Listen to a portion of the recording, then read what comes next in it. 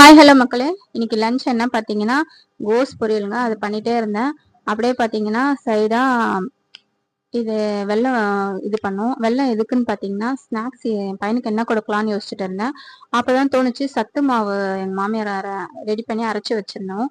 சரி அதுல ஏன் உருண்டை பிடிச்சு கொடுக்கக்கூடாது, கொழுக்கட்டை மாதிரி பிடி கொழுக்கட்டை மாதிரி கொடுக்கலான்ட்டு சத்து மாவு ஒரு 4-5 ஸ்பூன் போட்டுட்டேன். அப்புறம் வெள்ளத்தை வந்து கொஞ்சம் தண்ணி ஊற்றி கொதிக்க வச்சு ஃபில்டர் பண்ணிட்டு இந்த மாவுல கலக்கி கொஞ்சமா லைட்டா துளி உப்பு போட்டு நம்ம கலக்கிட்டு மிக்ஸ் பண்ணிட்டு புடி கொழுக்கட்டை மாதிரி பண்ணுங்க. சத்து மாவுன்றதுனால நம்ம எல்லாமே வீட்லயே ரெடி பண்ணி வறுத்து போட்டதுங்க. ஸோ எல்லாம் நம்மளுக்கு சத்தும் கிடைக்கும் பிள்ளைகளுக்கு.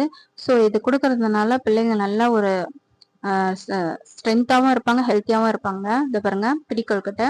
இதை நான் இன்னைக்கு மார்னிங் இட்லி விட்டுனாங்க. கீழே ஒரு தட்டு இட்லி ஒரு தட்டுல இதுல பிடி கொழுக்கட்டை வச்சுட்டேங்க. ஸோ 2 வேலையும் டிஃபன் வேலையும் முடிஞ்சிச்சு, ஸ்நாக்ஸ் வேலையும் முடிஞ்சிச்சுங்க.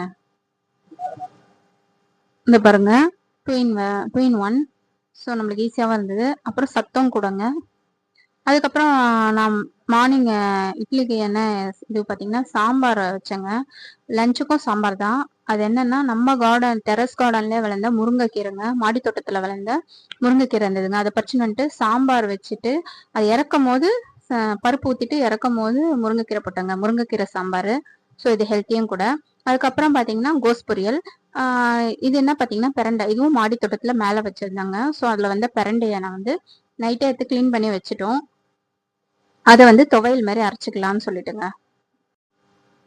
ஸோ நம்மளுக்கு பிரண்டை சாப்பிட்றது மூலம் ரொம்ப கால்சியம் கிடைக்குங்க. முட்டி வலி, கால் வலி, அப்புறம் முதுகு வலி, இது மாதிரி எங்க பெயின் கால்சியம் கம்மினால வலிக்குல அவஸ்தப்படுறவங்க கண்டிப்பா பிரண்டை துவையல் சாப்பிடுங்க, நல்லாயிடும்.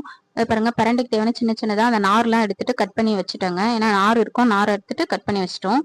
அதுக்கப்புறம் பார்த்தீங்கன்னா தேவையான பொருட்கள் பார்த்தீங்கன்னா பூண்டு, சின்ன வெங்காயம் ஒரு 10, உளுத்தம்பருப்பு ஒரு 4-5 வரமிளகா, அப்புறமா பிரண்டையும் எண்ணெயில போட்டு வதக்கணும். நல்லெண்ணெய் ஊத்துங்க. நல்லெண்ணெய் ஊற்றி பிரண்டையை ஃபர்ஸ்ட் வதக்கி எடுத்துருங்க. அதுக்கப்புறமா இதுக்கு தனியா வச்சிருங்க. அதுக்கப்புறமா உளுத்தம்பருப்பும் மிளகாவும் போட்டு வறுத்து அதையும் எடுத்துருங்க. அதுக்கப்புறமா சின்ன வெங்காயம், பூண்டு, பெருங்காயத்தூள், அப்புறம் கடைசியா புளி போட்டு வதக்கிட்டு இது எல்லாமே சேர்த்து உப்பு போட்டு மிக்சியில அரைச்சிருங்க. ஆற வச்சுட்டு அரைங்க. என்ன சூட்ல வேணாம், ஆற வச்சுட்டு அரைச்சிங்கன்னா இந்த பாருங்க இந்த மாதிரி வரும். இது சாப்பிட்டா சூப்பரா இருந்துச்சு. முக்கியமா இது ஹெல்த்திங்க. உங்களுக்கு நல்ல கால்சியம் சத்து கிடைக்கும். ஸோ உங்களுக்கு வந்து நல்ல எனர்ஜி. இதுல தாளிக்கும் போது கொஞ்சம் வெந்தயம் ஆட் பண்ணிக்கோங்க. அது சொல்ல மறந்துட்டேன். வெந்தயம் ஆட் பண்ணீங்கன்னா சூடு குறையும். ஸோ நல்லா இருந்ததுங்க. சாம்பார், முருங்கைக்கீரை சாம்பாரும் நம்ம கோஸ் பொரியலும் பிரண்டை துவையலுங்க.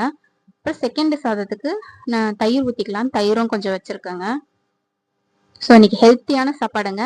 அதுவும் நம்ம மாடி தோட்டத்திலே வந்து சாப்பிடும்போது மனசுக்கு ரொம்ப ஹாப்பியா இருந்தது. உங்களுக்கு இந்த வீடியோ பிடிச்சிருந்தா மறக்காம லைக் பண்ணுங்க. ஸ்நாக்ஸுக்கு பார்த்தீங்கன்னா பிடி கொழுக்கட்டை என் பையனுக்கு ஸ்கூலுக்கு கொடுத்து அனுப்பிச்சிட்டோம். நாங்களும் ஸ்நாக்ஸ் எடுத்துக்கிட்டோம். தேங்க்ஸ் ஃபார் வாட்சிங்.